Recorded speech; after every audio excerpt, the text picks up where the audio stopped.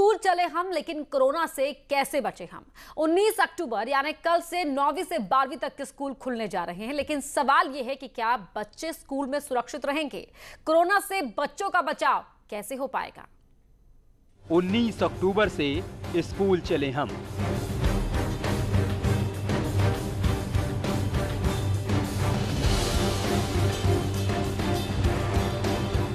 नौवीं से 12वीं तक के बच्चे जाएंगे स्कूल।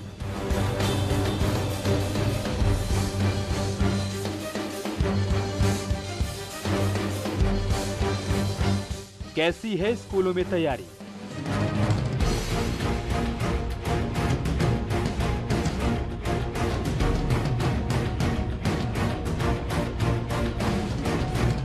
कोरोना से कैसे सुरक्षित रहेंगे बच्चे।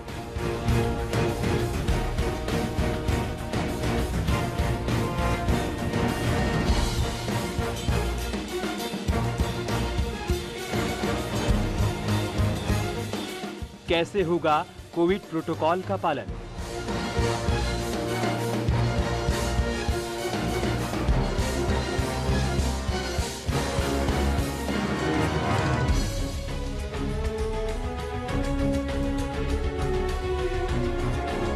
क्या क्लासरूम रोज सैनिटाइज होंगे।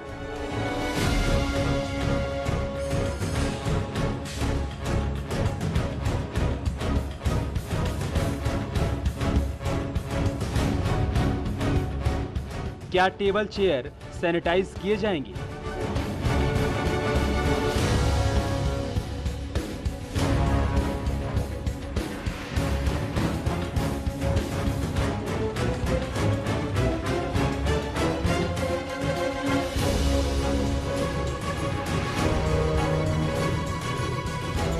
स्कूल में कैसे होगा सोशल डिस्टेंसिंग का पालन।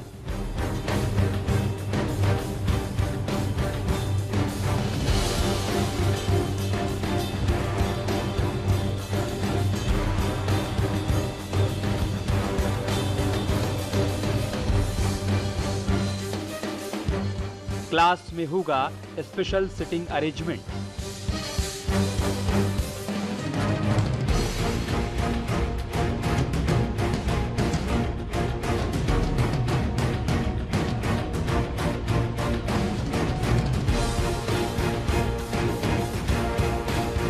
पचास % बच्चे ही क्लास में बैठेंगे।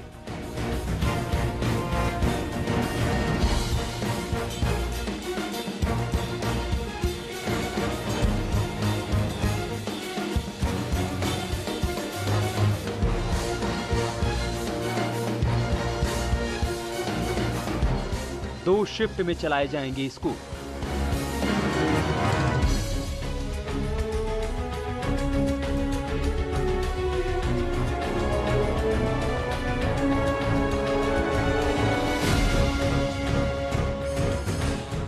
बिना मास्क के नहीं मिलेगी एंट्री।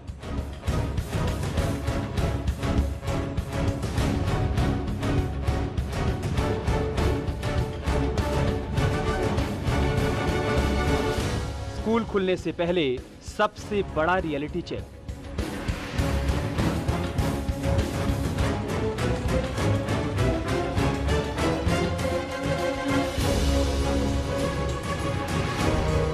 स्कूल चले।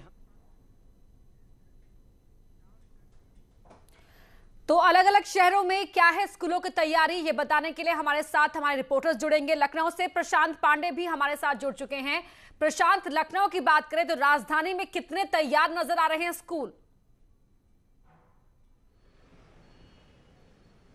जी बिल्कुल, जिस तरीके से अगर बात की जाए स्कूल को जो दोबारा से शुरू करने की बात की गई थी, तो ऐसे में स्कूलों की तैयारियां लगभग पूरी की जा चुकी है। ऐसे में जो बची खुची तैयारी है वो आज संडे को शिक्षकों के द्वारा वहाँ जारी सैनिटाइजेशन पर विशेष जोर दिया गया है। ऐसे में सैनिटाइजेशन को लेकर पूरी व्यवस्था की गई है। 9th, 10th, 11th, 12th के सिर्फ छात्रों को बुलाया गया है। ऐसे में 9th और 10th के छात्रों को एक बार फर्स्ट और सेकेंड पाली में बुलाया गया है। पहली पाली 8 बजे से शुरू हो रही है और 12 बजे तक है।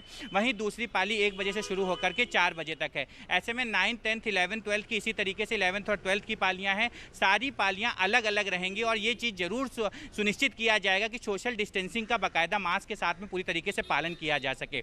ऐसे में कल डीएम के द्वारा सभी स्कूलों को ये दिशा निर्देश दे दिए गए थे कि कोविड के मद्देनजर जहाँ स्कूल एक बार शुरू हो रहा है वहाँ पेरेंट्स की कंसर्न बहुत जरूरी हो जाती है और पेरेंट्स की कंसर्न के बाद ही में ऑनलाइन क्लासेस भी चालू रहेंगी। ऐसे में जिनके बच्चे नहीं पहुँच पा रहे हैं वो ऑनलाइन क्लासेस को जो है यहाँ पर पूरी तरीके से ऑनलाइन क्लासेस की तैयारी करेंगे। अन्यथा अगर बात करें उसके बाद में तो डीएम के द्वारा ये भी दिशा निर्देश दिए गए, जो ट्रांसपोर्टेशन व्हीकल है उसमें सिर्फ पीछे की वैन की सीट पर 2 और सामने की सीट पर 2 और सामने सिर्फ और सिर्फ एक ही बच्चा बैठेगा। साथ ही ये बात जरूर सुनिश्चित की जा रही है कि इसके अलावा में ट्रांसपोर्टेशन के अलावा जो टॉयलेट या अन्य फैसिलिटीज़ है ड्रिंकिंग वाटर के लिए बच्चे अपने घर से वाटर बॉटल लेकर के आएँ, ये जरूर सुनिश्चित करने की बात वहाँ सामने आ रही है। अन्य अगर इसके अलावा में बात की जाए तो ये बात जरूर सुनिश्चित की गई है अपर्णा कि यहाँ पर किसी भी तरीके से DIO बिल्कुल, तो मुस्तैदी के साथ स्कूल तैयारी करने का दावा यहां पर कर रहे हैं। प्रशांत, आप बने रहिए हमारे साथ। गाजियाबाद में स्कूलों में किस तरह की तैयारियां हैं ये भी जान लेते हैं, यहां पेरेंट्स का रिएक्शन क्या है वो भी दर्शकों को दिखाते हैं।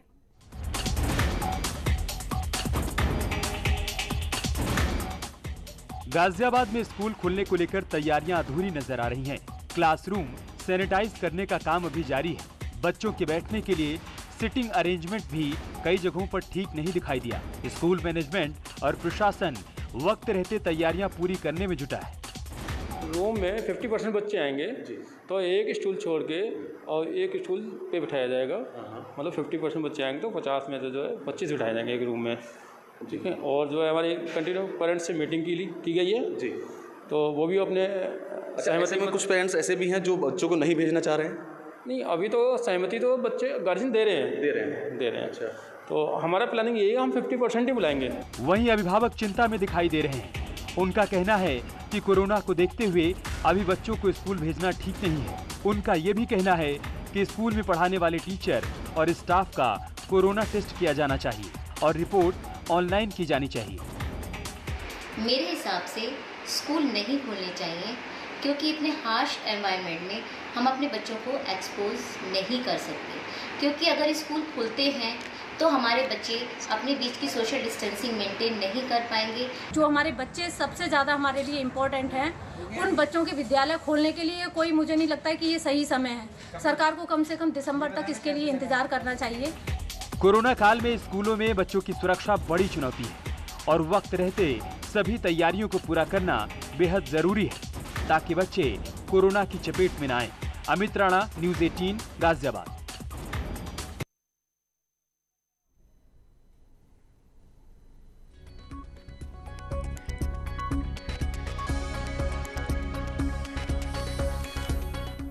और लखनऊ से प्रशांत पांडे के साथ ही कानपुर से श्याम तिवारी भी हमारे साथ जुड़े हुए हैं और मेरठ से निखिल अग्रवाल भी जुड़े हुए हैं। निखिल, पहले आपका रुख करना चाहेंगे हम, मेरठ की बताएं। मेरठ पर किसने स्कूल जो हैं किस तरह की तैयारी वहां पर नजर आ रही हैं, कितने तैयार दिख रहे हैं? अपर्णा, अभी तैयारी आधी अधूरी है। डीएम के निर्देश पे स्कूलों ने प्लान तो किया है, सिटिंग अरेंजमेंट 50% पर रखा गया है, लेकिन अभी सब कुछ चल रहा है। सैनिटाइजेशन का काम चल रहा है, स्कूल के सिटिंग अरेंजमेंट का काम चल रहा है और कल से जब बच्चे आना शुरू होंगे तो उसके बाद क्या स्थिति होगी ये देखने वाली होगी। इससे अभी टीचर्स भी अनजान है। एक बड़ा सवाल यह है कि अभी भी अभिभावकों के मन में संशय है। जिन लोगों ने कंसेंट फॉर्म साइन भी किया है, ऐसे केवल महज 30% लोग हैं जिन्होंने कंसेंट फॉर्म साइन किया है, बाकी लोगों ने कंसेंट फॉर्म साइन ही नहीं किया है। और ऐसे में कैसे स्कूल खुलेंगे, टीचर्स का क्या कोविड टेस्ट होगा पढ़ाने से पहले, तो इसको लेकर भी बड़ी संशय बचा हुआ है। इसके अलावा जो और स्टाफ है, क्या उनका भी कोविड टेस्ट होगा, क्या स्कूल में खाने पीने की जो चीजें होंगी वो कैसे दी जाएंगी और कैसे वहां बच्चे खा पाएंगे, तो बड़ा सवाल है यहाँ पर। और श्याम तिवारी के पास भी चल लेते हैं एक बार। श्याम, कानपुर का हाल क्या है? देखिए, कानपुर की बात की जाए तो कानपुर में भी जो तैयारियां हैं वो आधी अधूरी अभी नजर आ रही हैं, क्योंकि जिस तरीके से गाइडलाइन जारी की गई है उस गाइडलाइन को पालन करा पाना स्कूल प्रशासन के लिए भी आसान नहीं, लेकिन स्कूल प्रशासन जुटे जरूर हुए हैं कि वो गाइडलाइन का अधिकतम पालन करा सके। आपको बता दें कि जिस तरीके से स्कूल खोले जाएंगे 2 सत्रों में, तो पहला सत्र होगा, उस सत्र में भी स्कूल को पूरी तरीके से सैनिटाइज कराया जाना है। उसके बाद जब दूसरी पाली शुरू होगी तो एक बार फिर से पूरा स्कूल सैनिटाइज कराया जाना है। इस दौरान जो भी वहाँ पर कर्मचारी मौजूद रहेंगे उनका कोविड टेस्ट होना चाहिए, इस बात को लेकर के परिजन परेशान हैं। दूसरी बात यह है कि जो परिजन जो है उनसे जो हमारी बात हुई, उनका साफ तौर पर कहना यह है कि प्रशासन और स्कूल प्रबंधन अपनी तरफ से कोई जिम्मेदारी लेना नहीं चाहता। वो उनसे लिखित कंसल्ट मांग रहे हैं। इसका मतलब ये है कि पूरी जिम्मेदारी पेरेंट्स की होगी और पूरी जिम्मेदारी छात्रों की होगी। अगर उनको वहाँ पर वो कोरोना से ग्रसित होते हैं तो दूसरा कोई जिम्मेदारी लेने वाला नहीं है। यही वजह है कि पेरेंट्स में भी संशय है और वहीं स्कूल भी अभी पूरी तैयारियां नहीं कर पाए हैं। जिस तरीके से स्कूल वालों को बिल्कुल लौटेंगे आप सभी के पास और जानेंगे किस तरह से वहां पर तैयारियों की बात कही जा रही है, पेरेंट्स कितने तैयार है, क्योंकि ये भी जानना बहुत जरूरी है। फिलहाल रुक रहे एक छोटे से ब्रेक के लिए और अब बात करते हैं मिशन शक्ति अभियान की, जिसकी नोएडा में शुरुआत की गई। पुलिस कमिश्नर आलोक सिंह ने वैन को हरी झंडी दिखाकर रवाना किया। महिला पुलिसकर्मियों को स्कूटी भी दी गई है। महिला पुलिसकर्मी दूसरी महिलाओं को उनके अधिकारों और सुरक्षा के लिए जागरूक करेंगी। इस मौके पर यूपी महिला आयोग के अध्यक्ष विमला बौथम भी मौजूद थी। मुख्यमंत्री योगी आदित्यनाथ के आह्वान के बाद कल मिशन शक्ति लागू किया गया था और आज समय हम खड़े हैं नोएडा में, जहां पर आप देख सकते हैं कि नोएडा के पुलिस कमिश्नर और नोएडा के महिला आयोग की विमला बौथम ने यहां पर हरी झंडी बस कुछ ही देर में यहां पर देंगी, महिला शक्ति का आह्वान करने के लिए, महिलाओं की सुरक्षा के लिए कि किस तरीके से महिलाओं की सुरक्षा की जाए, उनको अपने अधिकारों के प्रति सचेत किया जाए। उसको लेकर यहाँ पर एक जो रैली है उसको यहाँ पर किया जाएगा। हरी झंडी देख सकते हैं आप, हरी झंडी देते हुए नोएडा के पुलिस कमिश्नर आलोक सिंह ने हरी झंडी दी है कि इस तरीके से ये जो आप देख सकते हैं जो बाइक रैली है ये महिलाओं को उनके अधिकारों के प्रति सचेत करेगी कि क्या क्या उनके अधिकार हैं। और मिशन शक्ति नवरात्रों के इस पहले दिन जो मुख्यमंत्री योगी आदित्यनाथ ने शुरू किया था और आज दूसरे दिन नोएडा के पुलिस कमिश्नर ने नोएडा से शुरू किया है, ये आज जो है 2 थानों पे जाएंगी, नोएडा 39 और 20 थाने पे जाएंगी। मिशन शक्ति जो आप लोगों ने शुरू किया है उसके बारे में क्या कहेंगे? ये एक बहुत अच्छी पहल है आदरणीय मुख्यमंत्री जी की हमारे, और ये पूरे प्रदेश में नवरात्र के 9 दिन जो हैं उन 9 दिनों के लिए, क्योंकि माँ दुर्गा शक्ति का प्रतीक है और नारी भी शक्ति के रूप में पूजी जाती है। ये पूरी Amazon ग्रेट इंडियन फेस्टिवल के जरिए आपको अपनी जरूरत के सामान पर बम्पर छूट मिल रही है, लेकिन सबसे बड़ी डील हासिल करने के लिए बने रहिए Amazon के साथ, जो दिन में 3 दफे हॉट डील का ऐलान करता है। Shop now on Amazon Great Indian Festival Sale. Live now. Shop now on Amazon Great Indian Festival Sale. Live now.